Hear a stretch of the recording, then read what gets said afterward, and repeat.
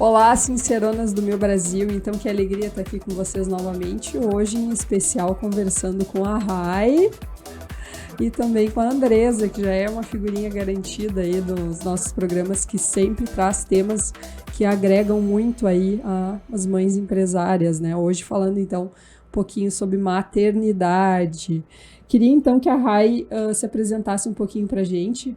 Primeiramente, queria que tu falasse um pouquinho sobre a tua trajetória profissional. Tá? Se tu puder nos contar um pouquinho de como tu começou, como é a tua trajetória, quais são as coisas que hoje tu tá fazendo aí na tua carreira. Tá bom, né, gente? Muito obrigada pelo convite. Tô muito feliz de estar aqui com vocês, principalmente falando sobre esse tema que para mim é um tema muito rico e muito importante, né? Definiu muito da minha carreira a questão da maternidade.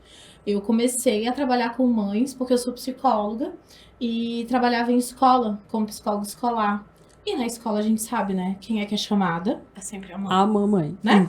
Então, à medida em que as mães começaram, aí eu comecei a escutar outras coisas para além do que era debatido em relação à questão dos filhos e a aprendizagem, e aquilo começou a me inquietar.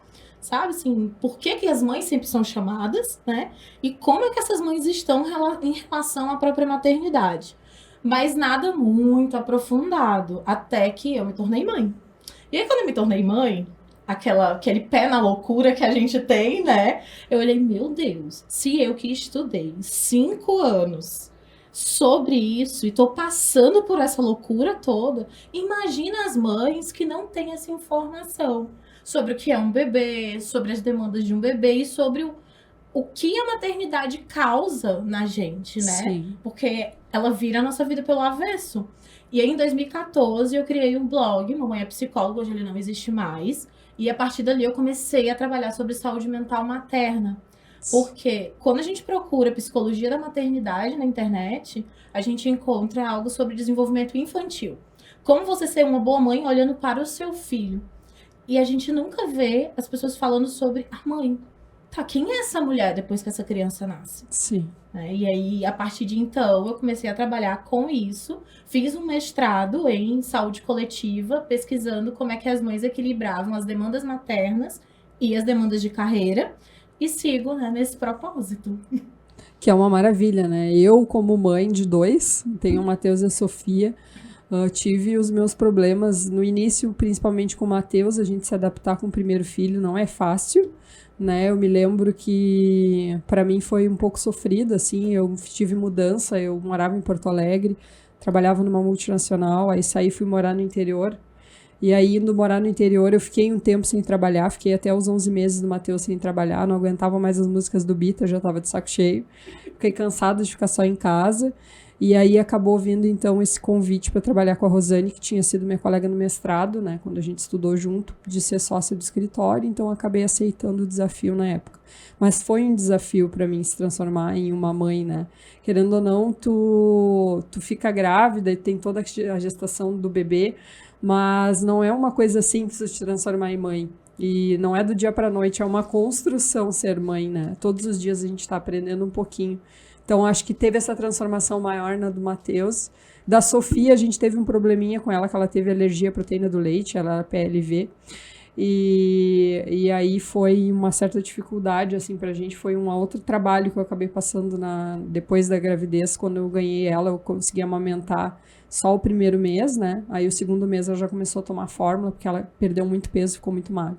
Então, os dois tiveram as suas peculiaridades, como a gente diz assim, e com isso a saúde mental também acaba sendo prejudicada, né? No meu caso, eu acabei tendo depois um quadro meio de depressão, né? Mas a Sofia já era maior.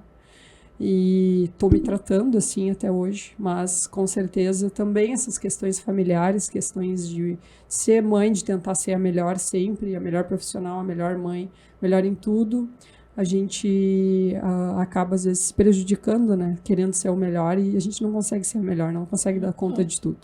Quer falar um pouquinho, Andresa, da tua experiência?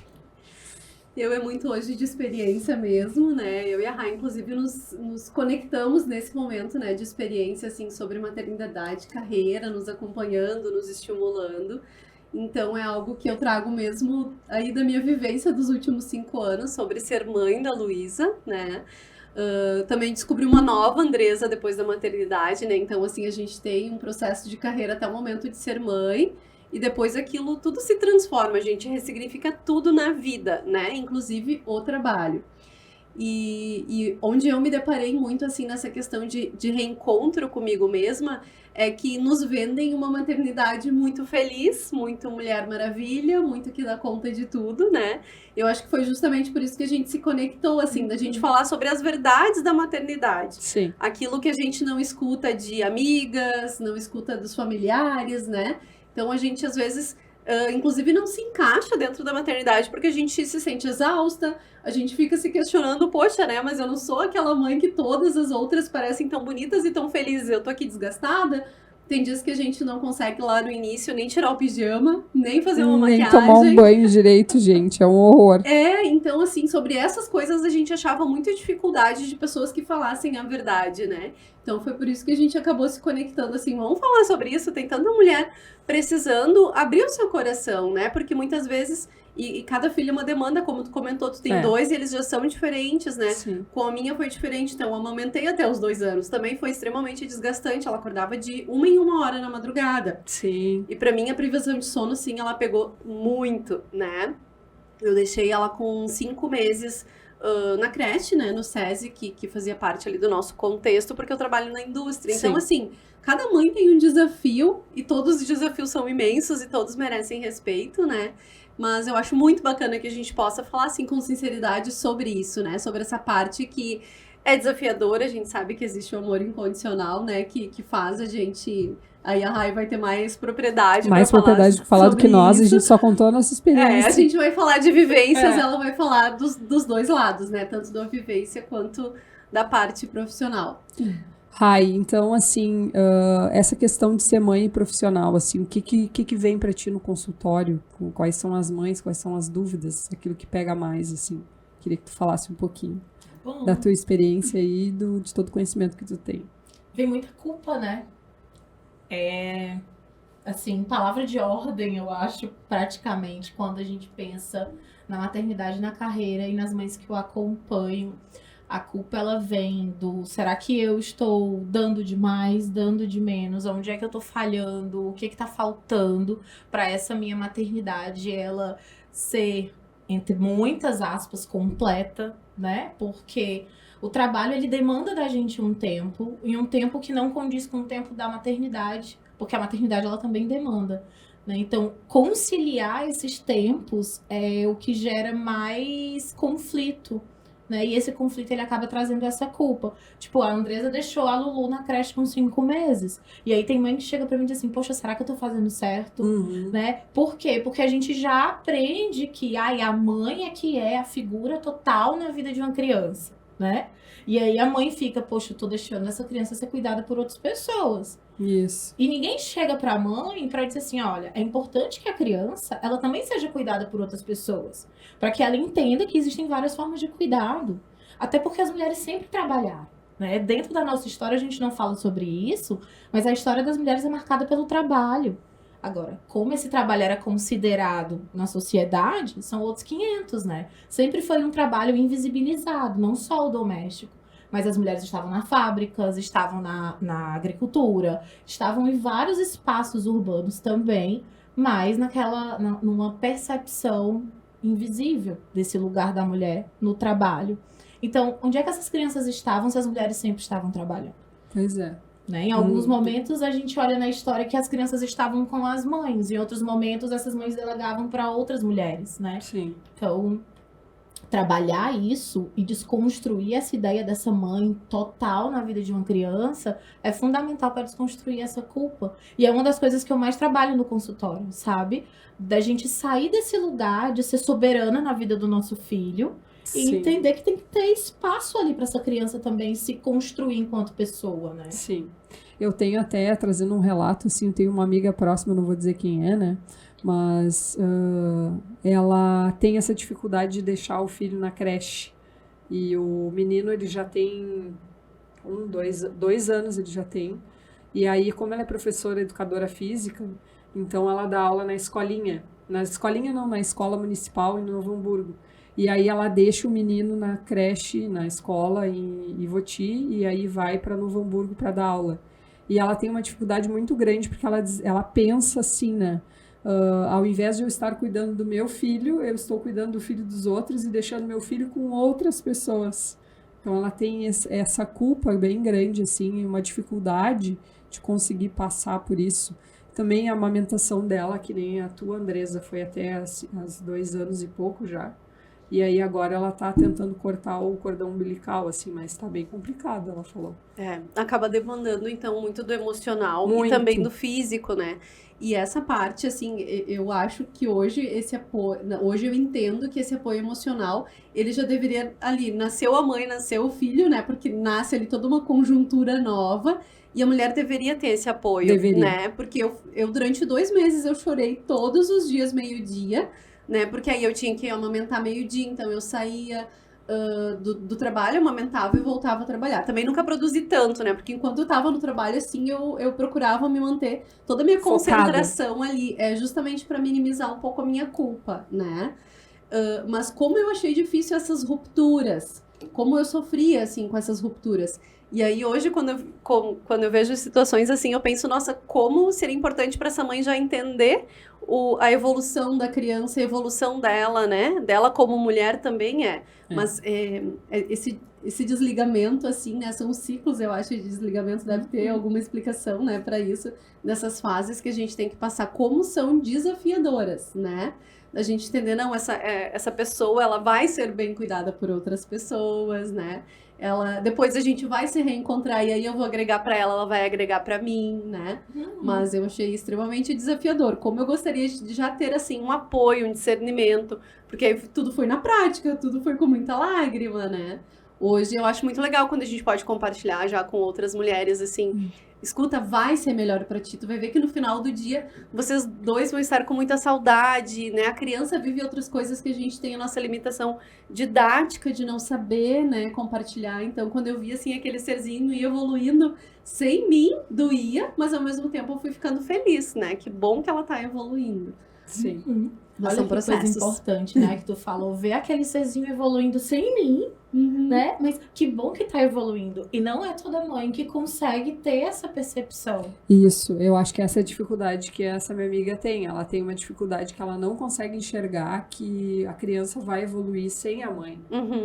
E ela não consegue, não tem... Eu não sei nem como fazer essa disruptura na vida dela. Tu podia falar um pouquinho sobre isso, porque deve ter outros casos, não deve ser só ela no mundo. Sim, né? E tem a angústia de separação também, que é um tema muito recorrente. Inclusive, quando a gente olha, por exemplo, a criação com apego, eles trazem muito essa questão da separação, que é um processo natural da criança, que ela passa por essa angústia, porque até um determinado período da vida da criança, ali próximo à introdução alimentar, né, 6, 8 meses de idade, o bebê ele se reconhece enquanto parte da mãe.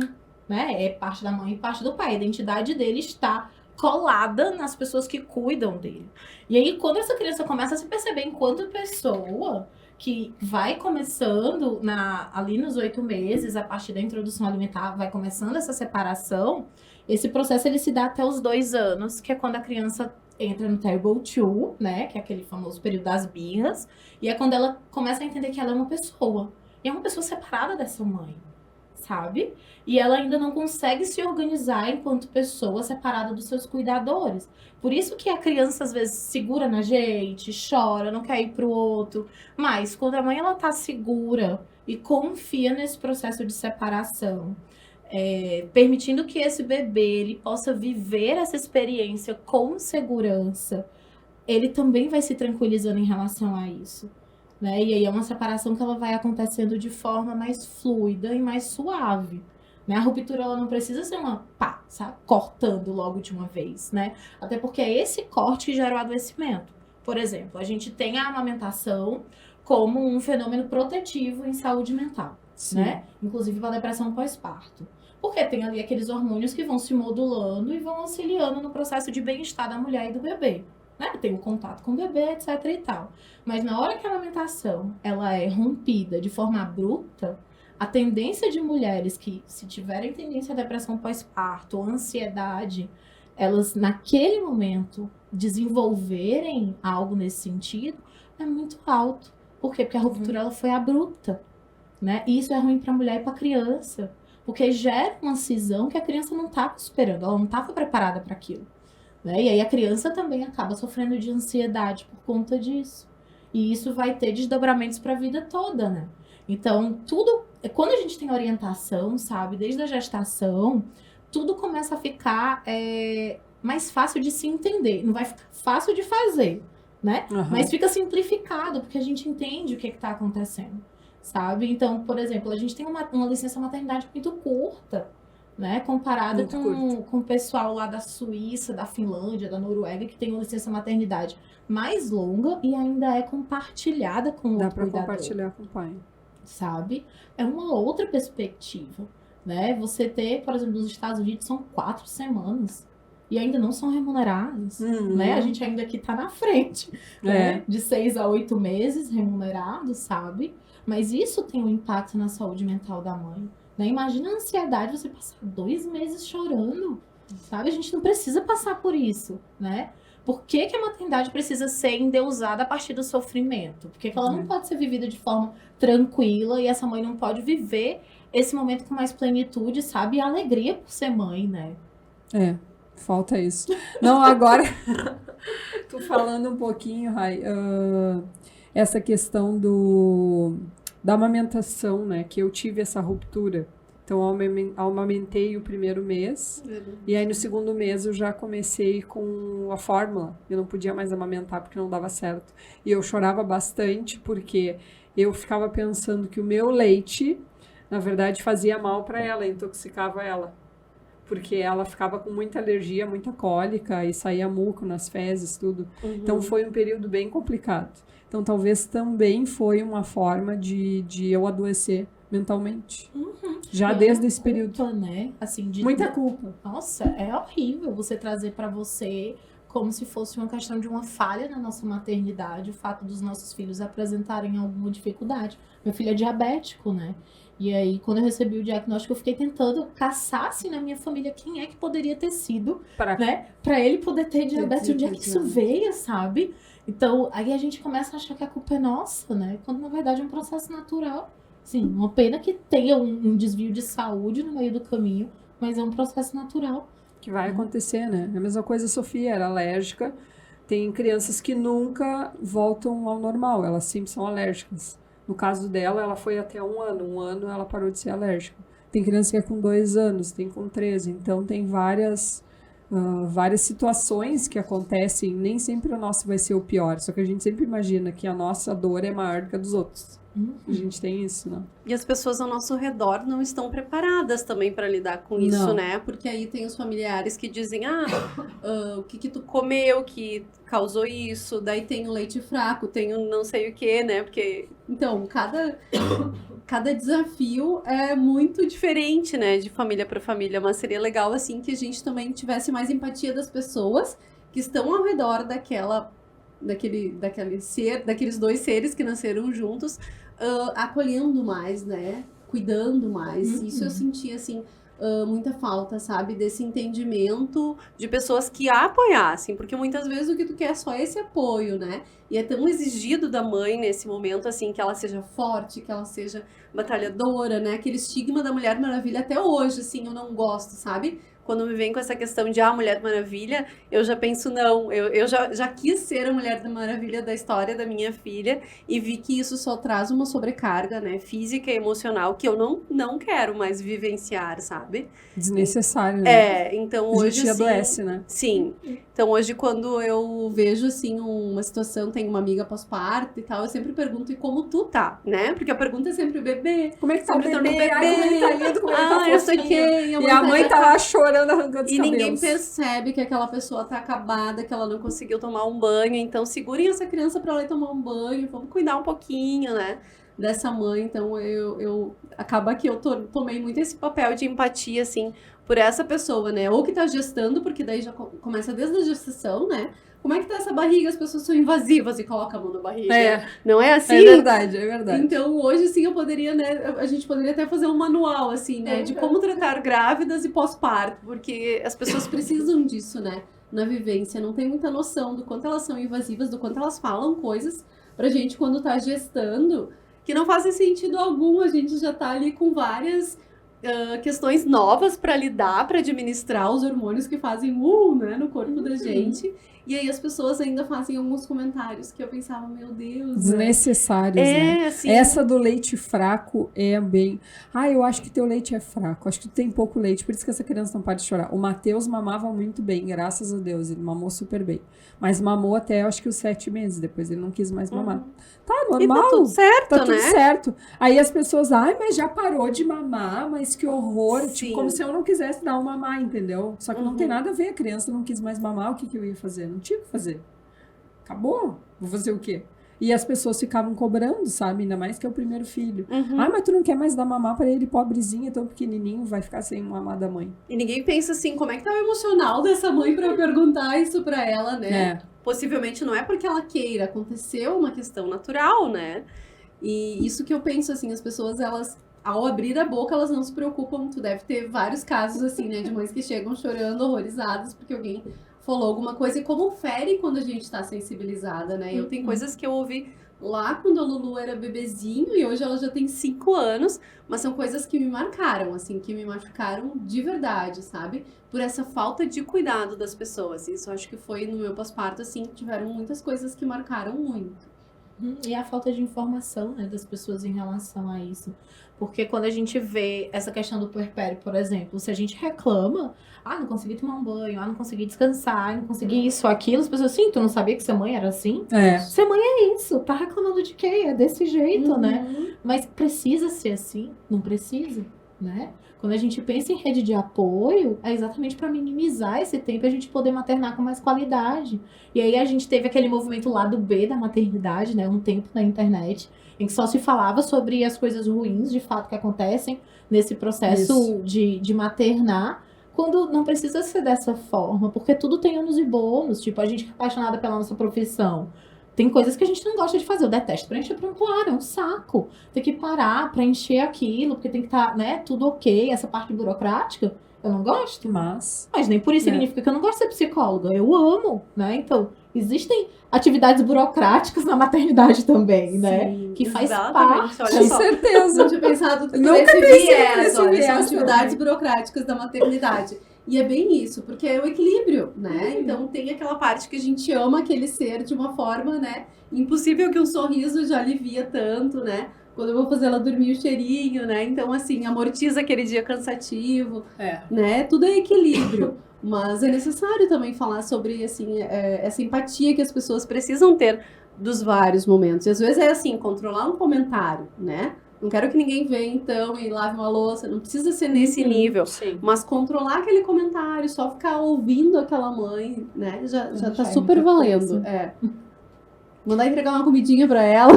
Já ajuda. Já ajuda, Já né, ajuda. gente? Não é assim, às vezes, passa o dia da mãe. O dia, e quando vê é dia, quando o dia E é ela não noite, comeu, quando é dia, quando é noite, e aí passou. Sim. Gente, é uma loucura, né? É um looping, né? É um looping, assim. As horas tomam outra proporção, né? E tu passou o dia dando de mamar. Tu fica pensando, Sim.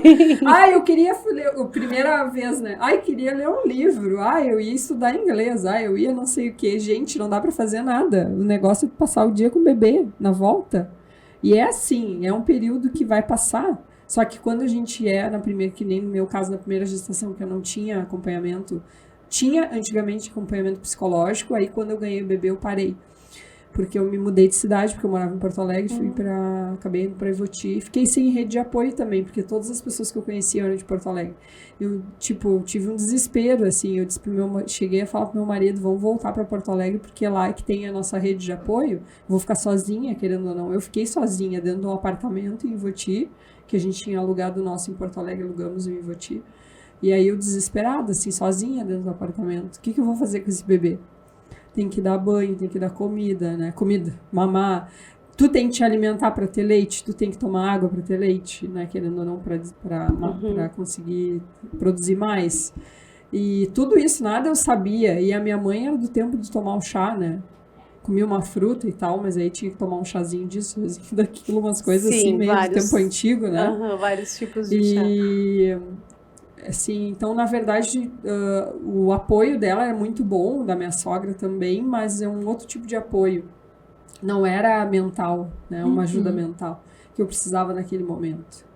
Esse suporte, né? Eu acho que a gente precisa de um suporte que a gente acaba não tendo, só quando já existe, assim, uma consciência muito maior sobre o que é maternar, né? Porque eu não me senti, inclusive, nem à vontade, assim, para fazer reclamações, porque todas já tiveram muitos mais filhos, né? 2, 3, 5. Sim. Né? E aí, às vezes, quando vinha, assim, algum comentário, tô cansada e tal, e eu que tive 5? Mas eu não quero falar do teu 5, eu quero dizer que eu estou cansada, Com a né? minha filha. Às vezes as pessoas, né, ela mal era de colo e tu deve também ter essas situações da pessoa dizer, tá, mas tu só vai ter um. Como assim só? É um ser... Estamos falando de um ser humano, tu não pode dizer só um, né? Todas aquelas demandas de um ser humano. Então as pessoas, às vezes, quando têm mais filhos, também se acham já muito sobre as outras, porque, né? E aí, de novo, cada criança é uma demanda diferente, né? Cada família, cada estrutura familiar é diferente, né? A própria mãe é outra, né? É sempre a mãe, mas nunca a mesma mãe, né? A gente tem vários filhos e é uma mãe... Se você juntar os filhos, é uma mãe diferente para cada filho. É verdade. Eu sinto da diferença. É claro que eu tenho um menino e uma menina, mas eu tenho certeza que se eu tivesse mais um, até tinha desejo de ter mais um filho, queria que fosse talvez um menino, né? Mas provavelmente eu seria diferente em ambos. São mães diferentes, querendo ou não. Entre o Matheus e a Sofia, cada um tem, como é que a gente diz, a sua forma de viver, as suas necessidades. Né? Eu sinto que cada um tem as suas necessidades. A menina é muito mais delicada, quer se pintar, que nem a Luísa, né? Gosta de usar pulseira, e aí usa tiara e usa tique no cabelo e não sei o que, um monte de coisinha assim. E o menino já é mais menino mesmo, mais largado, assim, não precisa de tanta coisa. Mas ao mesmo tempo ele exige mais atenção do que ela. Olha que interessante, né? E são particularidades, cada criança é uma, se tivesse mais um, provavelmente seria diferente se fosse uma menina ou uma menina, quem fosse, né, que viesse com saúde, como a gente diz, mas provavelmente seria diferente, né, seria outra forma, outro ser diferente, com outras necessidades. E aí é onde pega, né, essas necessidades emocionais que a gente não está preparado para dar conta, né, porque a gente não reconhece nem as nossas. E aí a importância do autocuidado, né? Quando a gente pensa em mulher e em mãe no geral, o autocuidado ele é fundamental nesse sentido. Porque eu começo a entender quais são as minhas necessidades emocionais. À medida em que eu compreendo essas necessidades, eu também sou capaz de olhar para o outro e também ter uma noção das necessidades que ele tem, né? Tem um termo, né, que o pessoal diz, é o paradoxo da aceitação. Quanto mais eu me enxergo, mais eu me compreendo, mais eu me aceito, eu sou capaz de enxergar, compreender e aceitar o outro, né? Nessa medida. Então, uma mãe que foi jogada na maternidade, sem ser preparada para o que vai acontecer com ela, né? Sem saber do que se trata um bebê, quais são as necessidades que esse bebê tem. Né? O que é um mês do bebê? O mês do bebê é você emprestar seu corpo para o outro poder existir. E ninguém fala. Não. Ninguém diz que o teu corpo ele se torna emprestado para uma pessoinha que não anda, não pega as coisas, não fala e nem pensa por si só. Né? Tu acaba virando tipo aquele robozinho, né? O bebê tá lá. Isso foi um ótimo resumo, porque é bem assim que a gente se sente. Exatamente assim. E os primeiros 30 tu dias a tua são... vida para aquele novo ser. Os primeiros 30 dias são, acho que não é 30 ou é 90 dias que eles falam, 60 dias, que é o nublado, que eles chamam. Um período de neblina, Neblina, né? Não é nublado. Gente, eu senti neblina. Que é quando tu sente falta da barriga e a criança tá ali fora e tu fica naquele questionamento. Eu tinha isso, assim. Eu tinha muito. De sentir falta, porque daí na barriga era um tipo de relacionamento, ela tava ali fora, mas eu sentia falta dentro, era uma coisa muito louca. É um processo de luto, né? A gente não pode negar que tu tá se despedindo de uma gestação que é rápida. Não dá nem tempo da gente se adaptar. O nosso corpo, ele muda muito rápido e pá, o bebê nasce. Na hora que você entende que tá grávida, né? Aceitou que tá grávida, o bebê nasceu. É verdade, é verdade. É muito rápido. E aí você tem que se despedir da gestação, da vida que você tinha antes, dos sonhos que você tinha antes, que alguns vão precisar ser adaptados, do relacionamento que você tinha antes, porque o casal muda, tudo muda. Né? Então é um mês em que a ficha cai de que tudo mudou. os nossos pensamentos mudam muito, né? Muito. Eu me considero, assim, uma outra pessoa pós Luísa, né? E aí eu tive essa questão, sabe, de tentar, como tu falou, assim, né, de autoconhecimento, de me reencontrar. Tanto que o meu perfil, antes da Lulu nascer, era mãe da Luísa, e durante o primeiro ano dela também era mãe da Luísa. Então eu me considerava aquela pessoa, que era mãe de outra pessoa. E aí eu tive que voltar pro meu corpo, eu brinco, né? Daí eu comecei a voltar pro meu corpo, quem sou eu dentro da sociedade, da minha vida, do meu trabalho, né? E aí eu fui também muito taxada, assim, de... como que a gente fala quando a pessoa só pensa nela, egoísta. Eu fui taxada de egoísta justamente por isso. Não, gente, eu só quero, né, fortalecer a pessoa que ela é, mas também tá fortalecida, né? Como é que eu vou sustentar isso, né? E aí eu tive esse processo todo que ainda sigo, né? Então, a partir dos 2 anos dela, também muito foi com o desmame, né? Que acaba tendo essa ruptura, foi um desmame gentil. Mas mesmo assim a gente sente, né? E aí foi que eu fui voltando pro meu corpo, pra minha vida, e fui entendendo a vida dela, né? Pra gente se fortalecer juntas. Mas é um processo que vai até hoje, porque as fases do game com a criança vão mudando. Muda muito. E falando até em amamentação, agora eu fiquei curiosa com essa história da Andresa, e que eu tenho essa minha amiga que eu falei, que tá amamentando e quer desmamar, como a gente diz. Qual é a idade, assim, ideal ou se acontece natural? Como é que funciona? Eu não sei porque eu amamentei muito pouco, eu não tenho essa experiência, né? O ideal, né, que é preconizado em relação à questão da saúde, seria até os 2 anos, né? Que é o que a Andresa fez.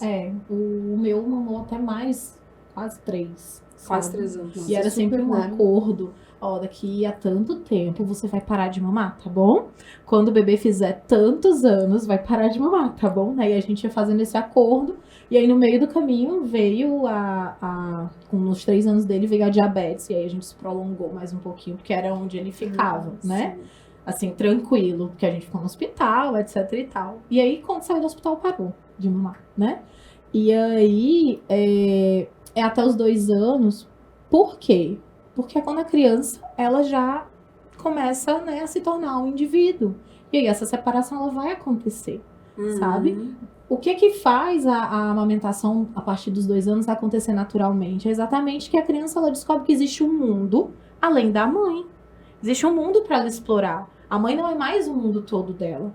Porque agora ela é uma pessoa e ela tem vontades, né? Então, à medida em que a criança vai se reconhecendo enquanto um indivíduo, ela olha para o mundo e pensa, poxa, esse mundo pode ser meu também, né?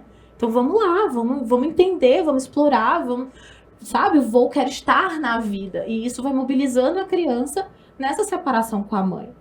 Quando a gente vai olhar a história da amamentação, ia até mais ou menos os 3 anos, que era quando se entendia que a criança estava dentro da cultura. Sim. De fato, ela adquiriu linguagem, ela começa a entender os símbolos culturais, né? E aí isso vai fazendo com que ela também se separe dentro desse período, sabe? Então, o fim da amamentação, ele tá muito ligado com a entrada na linguagem infantil, que é quando a criança começa a verbalizar seus desejos e começa a ter desejo pela vida, para além da mãe, né? Nossa, muito interessante. Não sabia de nada disso, até porque eu amamentei muito pouco. Não fui tão longe. Bom, tá muito bom o nosso podcast, tô amando cada coisa que a gente tá conversando aqui, é bem sincero, né? Eu acho que sinceronas muito na prática. Muito sincero, eu acho que tanto eu como a Andresa falando aqui, e claro, a Rai aí com todo esse conhecimento dela psicológico aí que também tá nos ajudando.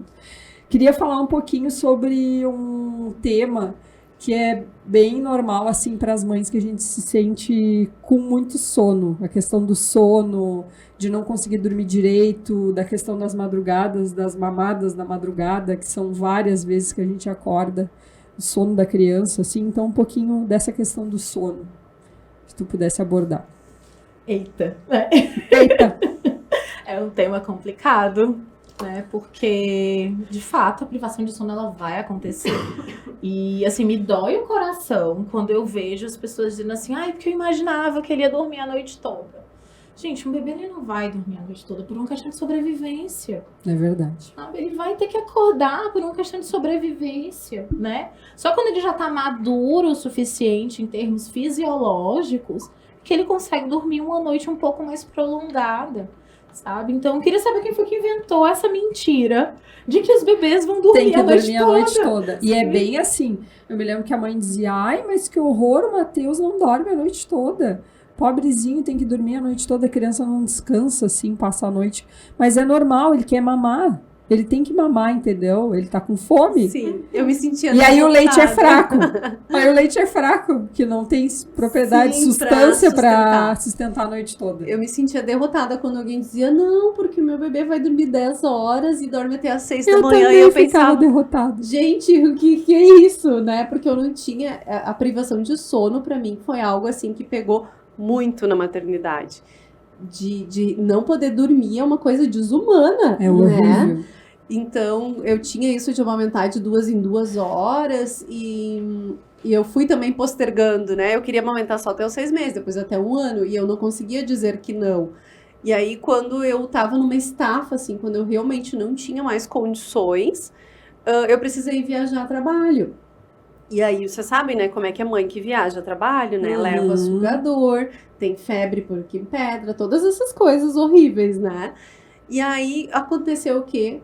Ela dormiu as 3 noites que eu tava fora, ela dormiu. Na noite que ela sabia que eu tinha voltado pra casa, ela começou a acordar de hora em hora. Daí virou a chave pra mim. É totalmente emocional, não é Emocional. fome que ela sente. Aí, a partir daquele momento, eu comecei a explicar, né, que não, então... E aí, fui fazendo o desligamento. Foi uns 15 dias, assim, até ela entender. Mas a privação de sono pegou. E aí mudou o meu psicológico quanto a sono, né? Hoje eu já acordo várias vezes na madrugada, coisas que não acontecia antes. Então a gente muda, Muda o né? sono, o meu Todo o também. nosso processo. Meu também, eu acordo de madrugada. Umas coisas do nada, assim, a gente acorda de madrugada e, tipo, dá até vontade de ir lá dar uma olhada, ver se eles estão dormindo bem, sabe? Sim, aquelas coisas, Ai, né? acho que eu vou lá dar uma tapadinha nele pra ver se ele tá bem. Que nem quando é bebê, a gente... Vou ver se ele tá respirando. Meu marido acordava. Eu vou ver se o Matheus tá respirando, ele tá muito quieto. Tem alguma coisa, não pode Sim. ser. E eu sempre fui uma pessoa que dormi super bem. E hoje também, qualquer estalo na casa, assim, eu acordo, né? Então o meu sono, ele ficou realmente comprometido, assim, depois da maternidade. Algo que pega. É, porque tem a preocupação, né? Não tem como, a gente acaba se preocupando, sabe? Mas é importante a gente se preparar para esse momento, né? Saber que a privação de sono, ela vai acontecer.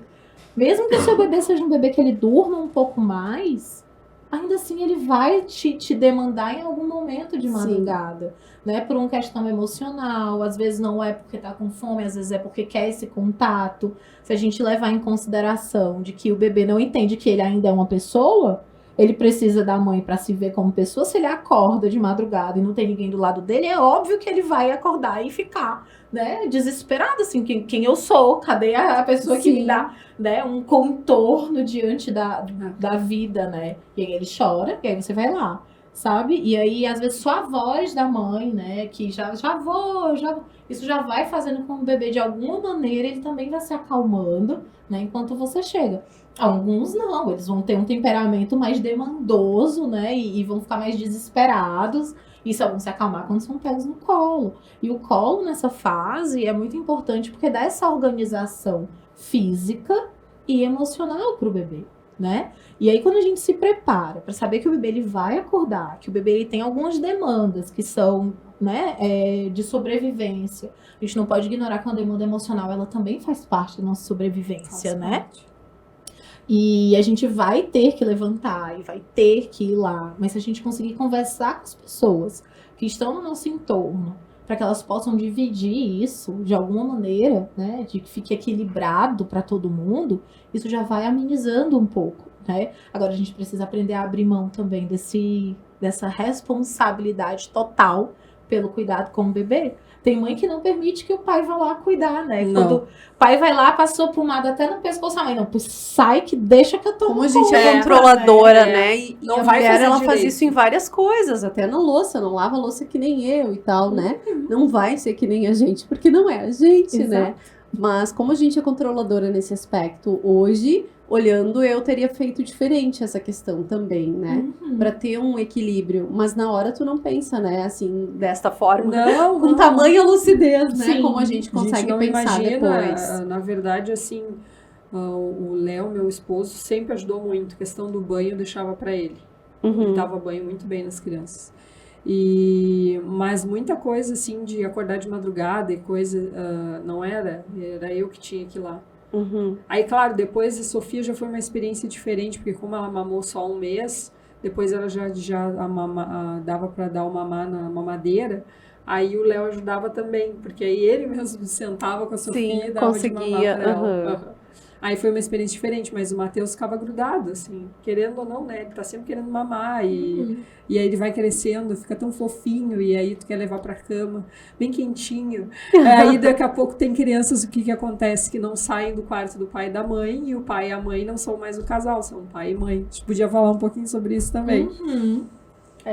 Cama compartilhada tem uma polêmica, né? Tem. Assim, não tem nenhuma regra que diga que cama compartilhada faz mal. Sim. Não tem escrito em lugar nenhum, né? O que faz mal? É o lugar que essa criança está ocupando dentro dessa família, né? Assim, é claro, algumas crianças elas acordam com mais frequência à noite depois de 5 anos e vão para a cama dos pais porque tem medo. O meu filho fazia isso. O meu ainda faz isso. Eu já sei, 1 hora, 2 horas da manhã ele vai chegar. Tem monstro, tem isso. Sabe? Ele não gosta do escuro, se sente só, gosta de dormir abraçado, enfim, né? Ele tem as questões dele. Ok, ainda tá dentro da certa idade que tá tudo bem ele ter medo de dormir sozinho, né? Mas depois dos 9, 10 anos, a gente tem que ficar preocupado, assim, por que ele não consegue dormir só, né? Sim. E aí isso precisa ser trabalhado, buscar orientação de pais, etc e tal. Mas é muito importante que os pais, quando colocam os filhos na cama do casal, consigam entender que lugar essa criança tá ocupando lá naquela cama, né? Tá ocupando um lugar para ser um empecilho para essa relação, né? Às vezes o casal ele já vem um pouco distante, já não conversa, já não é mais um casal há algum tempo, e aí você coloca o filho lá para tapar essa situação. Uma desculpa, né? É o elefante branco, sabe? Sim. Aí você começa a usar essa criança para outras coisas que não apenas ser seu filho. Sim. Né? E isso é muito prejudicial, porque a criança começa a absorver também esse lugar. Às vezes é uma criança que acha que tá fazendo o papel de mãe da mãe, ou papel de mãe do pai, ou o papel de namorado de alguns dos dois, né? Tem criança que acha que tá ocupando esse lugar, sabe? E é importante que os pais, eles tenham condições de fazer essa avaliação. De que lugar eu tô colocando meu filho aqui, né? Eu já escutei de mãe, né? Isso há muitos anos. Eu fazia lá em Fortaleza uma roda de mães que a gente fazia uma roda itinerante. E aí a gente ia para vários cafés, né? Aí todo encontro era um café diferente para conseguir, né? Conversar e as mães terem a oportunidade de sair de casa. E aí uma das vezes uma das mães comentou assim, né? Que se sentia muito só e aí não gostava de dormir só.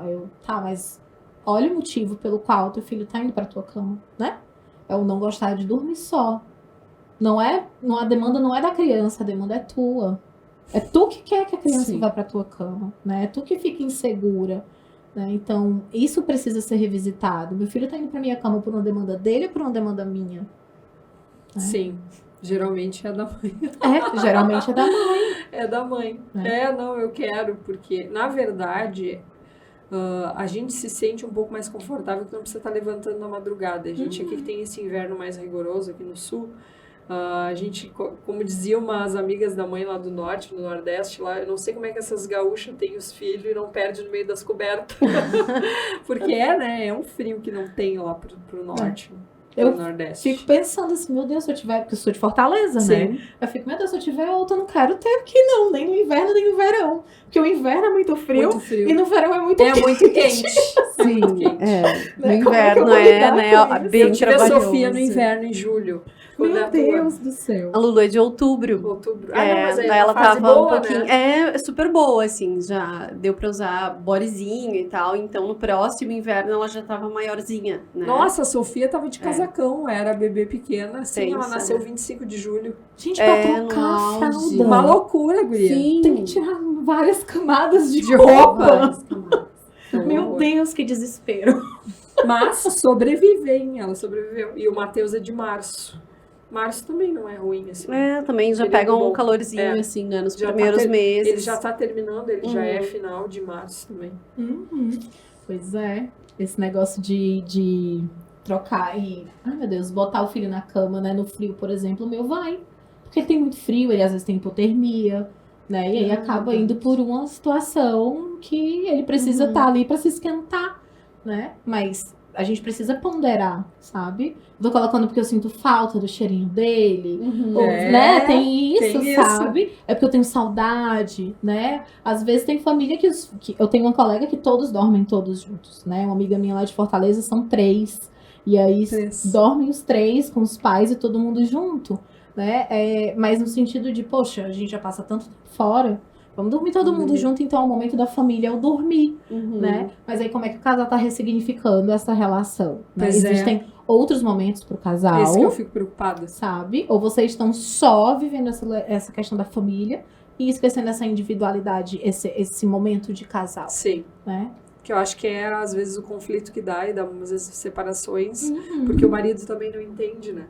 Que a esposa quer o bebê perto, mas, ao mesmo tempo, esquece que a esposa só lembra. São conexões muito É. diferentes, né? Do pai com a criança e da mãe com a criança, né?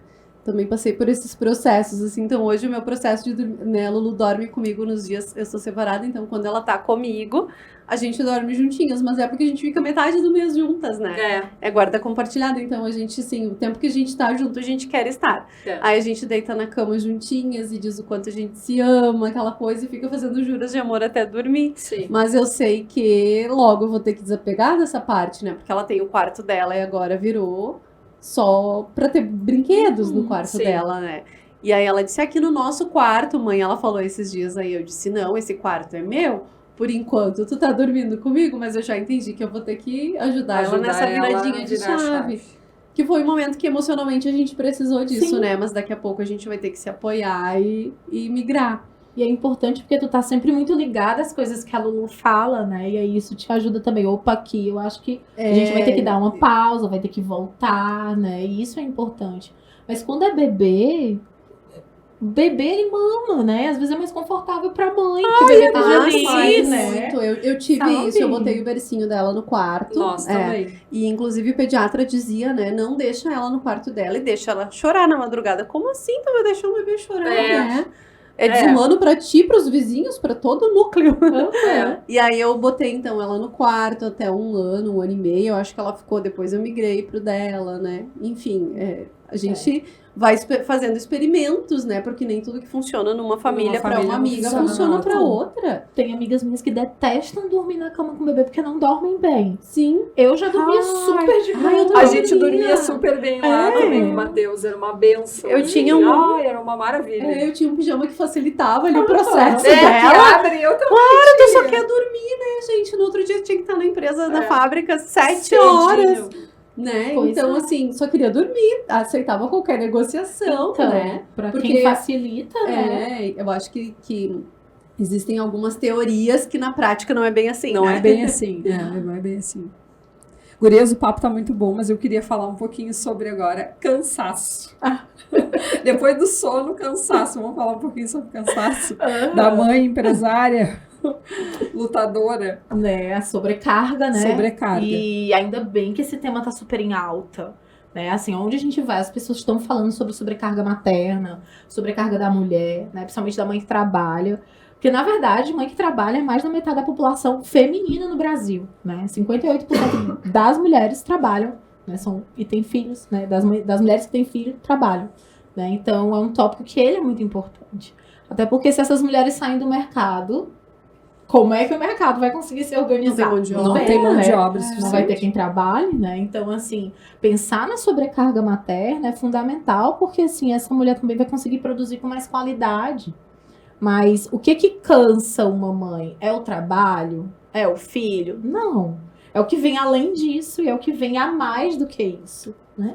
É a falta de suporte, é a falta de apoio, é a falta de orientação, né? É a falta das pessoas entenderem o que é uma mãe e aceitarem essa mãe num espaço produtivo, sabe? Assim, por que não facilitar para algumas mulheres, empresas que isso é possível, fazer uma mini creche, um espaço de berçário. É maravilhoso. Né? Tem empresas que já têm isso. E a mãe fica muito mais confortável sabendo que seu filho está próximo, está bem cuidado, e que ela pode dar uma olhada, que na hora do intervalo ela vai poder amamentar sabe? Voltar para o trabalho sem desgaste, de deslocamento, etc e tal, né? Então, pensar em políticas de inclusão dessa mulher que é mãe é fundamental também para uma questão de participação no mercado de trabalho. A nossa sobrecarga, ela vem do ter que ficar ensinando as pessoas o que as pessoas já deveriam saber, sabe? É uma coisa que eu converso muito com o meu marido, assim, poxa, eu não preciso te falar o que tu tem que fazer. Observa, isso aqui precisa ser feito, então faz, né? Não espera eu pedir, sabe? A gente aboliu esse negócio de, era só ter me pedido. Porque o só ter me pedido, que é o que muitas mulheres no consultório reclamam, e essa é a reclamação maior que eu recebo, mais do que a questão de se equilibrar em relação à demanda de trabalho e carreira e maternidade, é a sobrecarga. Isso. Sabe? De eu ter que gerenciar, além da minha vida, a vida do meu filho, como é que o outro vai se encaixar nas atividades, né? Na minha dissertação, teve uma mãe que falou que ela saía e ela já tinha que pensar na roupa que a criança ia usar depois do banho da tarde. Meu Deus, gente, coitada. olha como é que fica a cabeça dessa mulher. Ter que pensar na comida que a criança vai comer, nos 2 lanches, no almoço, no jantar, e ainda definir a roupa que a criança vai usar quando ela não tá nem em casa. Ela não tava nem em casa, ela tava trabalhando e precisava definir a roupa que a criança ia vestir. Gente! Será que ela põe pijama ou ela põe roupa pra sair? A minha babá perguntou.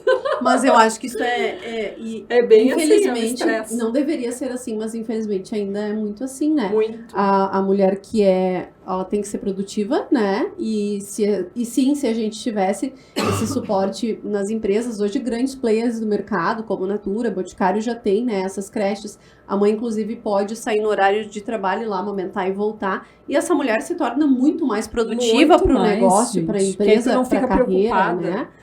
Exato, aquilo suga a tua energia mental, Claro, né? claro. Tu pode te focar muito mais no momento que tu tá ali presente, tu multiplica, né, a tua produtividade. Pois é. E tem também essa questão de que a mulher, ela acaba às vezes sendo mãe da criança e sendo mãe do marido, então assim, mudam-se os papéis porque também os homens são muito permissivos, né, de quero ser cuidado, Também querem. querem ser cuidados. exatamente, então assim, de ter esse companheirismo de ver, poxa, né, se ela tá dando 110% dela, deixa eu ajudar onde eu consigo. A gente sabe que existem limitações, né, entre um e outro, mas também faz parte do papel do cara, do pai, né, de entender a parte dele nesse processo. Sim. E da mulher de sinalizar, escuta, né, tu não tá me ajudando, não, essa criança, ela foi constituída entre 2, né, e vamos dividir a responsabilidade também, muito da mãe, né. Exato, né? As pessoas não conversam, gente, antes de ter filho. Não, Sim, sabe? Não. Vamos fazer um alinhamento, né, do Não, que o negócio é isso. assim, eu quero ser mãe. Ah, então tá, tudo bem. Sim. Sabe? Não tem Mas ninguém preparação, conversa, não. né? De como é que vai ser depois que essa criança nascer. Né? Aí, olha o problema, né? A gente não sabe o que é que um bebê precisa, a gente não sabe o que é um bebê. Aí, como a gente não sabe, a gente acha que vai ser tudo natural. Tudo normal. Por que conversar sobre isso? Né? Mas na hora que a gente entende que a maternidade ela não é natural, ela é construída e aprendida, a gente começa a entender que precisa ter um planejamento e um diálogo, né, mais frequente. Até se a gente pensar sem a maternidade, relacionamento sem diálogo não se sustenta. Não. Né? Então, assim, como é que as pessoas estão se relacionando, sabe? Para que a sobrecarga ela diminua, para que as coisas sejam divididas, para que funcione para todo mundo. Até porque a gente precisa pensar que há uma hierarquia. É o pai, a mãe e a criança. E aí, o pai e a mãe, eles têm que estar aqui porque ambos precisam ocupar um lugar de adulto. A criança, ela precisa de uma referência. Uma referência. E essa referência precisa vir de 2 adultos que entendem como a vida funciona, deveriam, né? Em parte, em tese, né? A gente mais ou menos entende, né? Para poder dar segurança para essa criança que viver é seguro, né? Esses adultos, eles estão dando a ideia de que viver é seguro. Agora, se eu tenho uma mulher adulta, um homem intermediário e uma criança, né? Onde é que vai estar a segurança dessa criança de que viver eu posso viver, né? Que viver é seguro, eu posso pisar nesse chão, que o chão não vai desmoronar, sabe? Então, isso é importante, né? Esse alinhamento do casal. Às vezes, quando a gente trabalha com orientação de pais, que é uma coisa que eu, né, de vez em quando faço, na orientação de pais é de puxar os 2 para o lugar de adulto. Não é um lugar, tipo, autoritário, né? É eu que mando, sabe? É um lugar de, cara, tu viveu mais do que essa criança. No mínimo 30 anos mais do que ela. Então, alguma coisa tu sabe, né? Ocupa um lugar de responsabilidade, né? Ocupa um lugar de adulto. É isso que a criança precisa. Ela precisa de organização, ela precisa de ordem. E isso só vai vir se os dois estiverem ocupando o mesmo lugar. E alinhados, né? E a mulher permitir que o pai seja pai também, né, Rai? Porque agora eu vou defender a comunicação, né? Que a comunicação, ela é essencial para isso, né? Eu e Fê, a gente tinha isso, ele é um ótimo pai, né? Hoje ele se constituiu, assim, um paizão, daqueles que quando eu vou pegar a Lulu, ela tá com laço, ela tá com roupa combinando, né? Ele ajuda a fazer tema, todas essas coisas, mas eu ajudei, inclusive ele nessa jornada, né? Porque nasce uma mãe, a gente parece que emocionalmente já tá mais propícia àquilo, e o pai não, ele tem que ser construído, né? E ele reconhece muito isso, essa ajuda na construção dele como pai, porque ele também achava, eu vou te ajudar, eu dizia, não, tu não vai ajudar, ela também é tua filha, então vamos fazer juntos isso aqui. E foi bem desafiador, assim, foi um período desafiador até ele entender a parte dele nessa conjuntura paterna, né? Eu vejo que o pai, ele é construído, é diferente.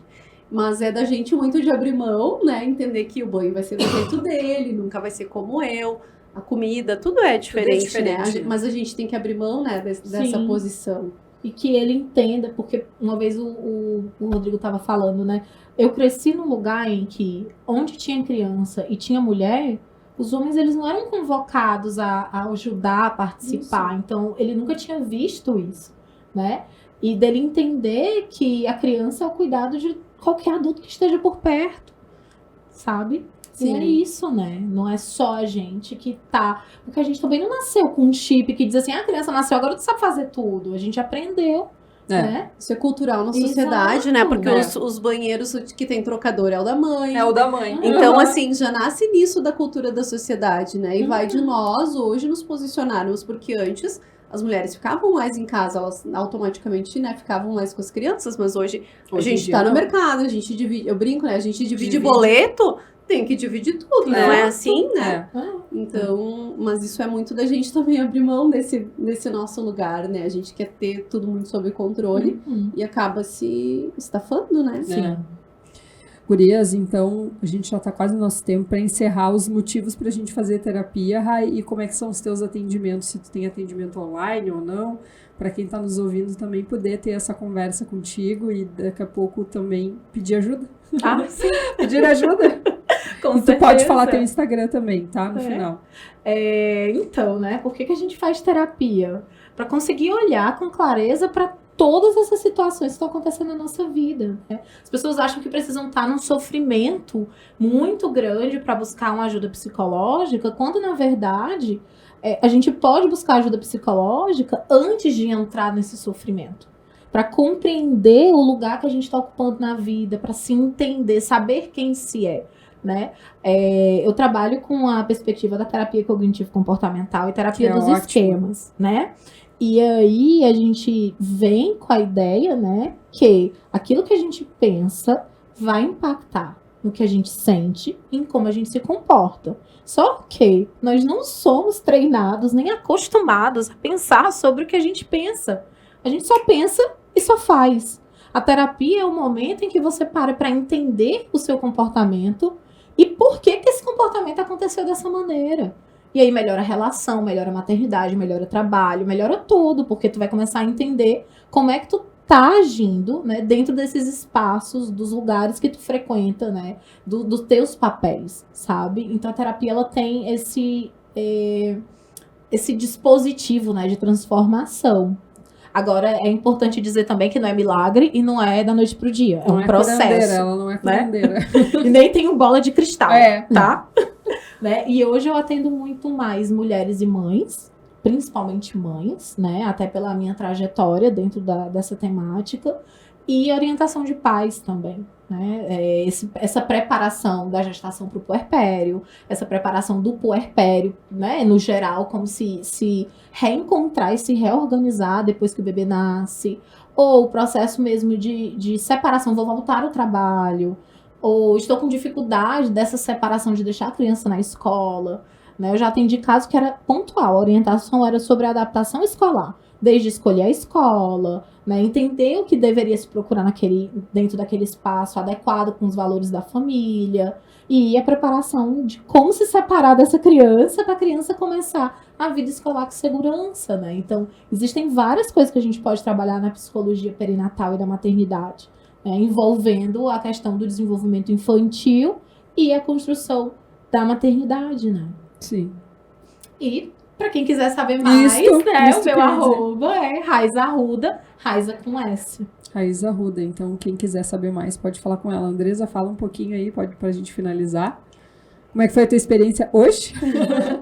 Foi maravilhosa, eu amo esse assunto, né, essa pauta, eu sei o quão desafiador é para nós mulheres estarmos no mercado, né, lutando também por aquilo que a gente acredita pela nossa capacidade e tendo ali que equilibrar tudo isso com a maternidade, né? Então eu super indico assim quem possa fazer terapia, né?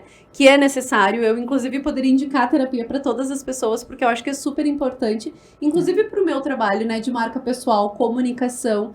Isso tá muito dentro do processo cognitivo, né? De tu saber quem tu é, para daí poder colocar os teus potenciais para fora, né? Então a maternidade me ajudou muito nisso, nessa viagem interna, para que eu pudesse comunicar melhor. Eu posso com certeza dizer que eu sou outra profissional depois da maternidade, né?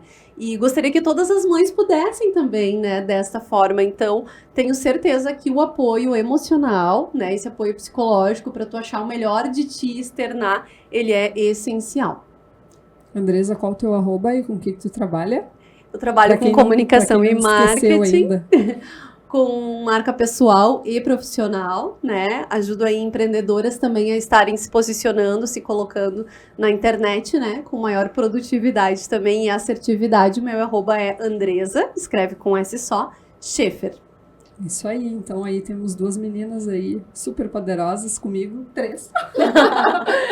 Então, agradecer mesmo de coração a Rai, a Andresa de novo aqui conosco.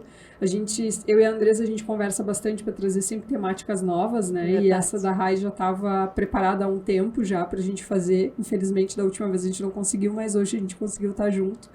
E eu acredito que tenha sido maravilhoso. De minha parte, eu adorei. Acho que foi um dos podcasts aí, os melhores dos últimos tempos que a gente fez, né? E vai ser lançado num mês muito especial, que é o mês das mães. Então, tudo é como tem que ser. Então, tudo é como tem que ser. Então, espero que vocês tenham aproveitado. Espero que vocês aí, quem estiver nos ouvindo, nos ouça, né? Quem puder nos olhar no YouTube também.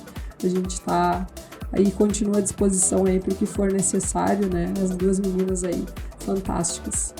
Então, eu acho que era isso por hoje. Até a próxima. Tchau.